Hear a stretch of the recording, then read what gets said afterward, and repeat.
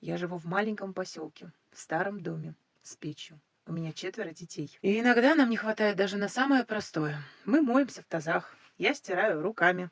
Да, и каждый вечер я думаю, а будет ли другая жизнь у моих детей? Не так давно я сделала первый шаг в другой жизни. Пошла на обучение к Арине Алекс. Мне было очень страшно и стыдно.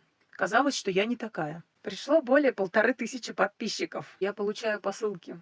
Я безумно за это благодарна. Просто представьте, люди со всех уголков мира просто пишут мне слова поддержки и помогают. Словом и делом. Я получаю помощь и сообщения поддержки. И это не купить ни за какие деньги. Бывают, опускаются руки. Но мечта и вы не даете мне сдаваться. И да, мой блог сдвинулся с мертвой точки. И самое важное, что за этот месяц я почувствовала, что могу больше. И я буду продолжать идти вперед.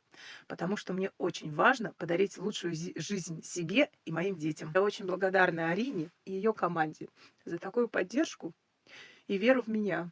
И не передать словами. И это еще не все. Сейчас самое главное, я снимаю этот рилс уже сейчас, этот рилс, на новый телефон, который мне прислала сама Арина. Я до сих пор не верю, честно. Я плакала. Просто потому, что однажды я решилась попробовать. И я не останавливаюсь. Я иду дальше. Вы оставайтесь со мной, чтобы увидеть, как будет меняться моя жизнь и как я буду реализовать свои мечты.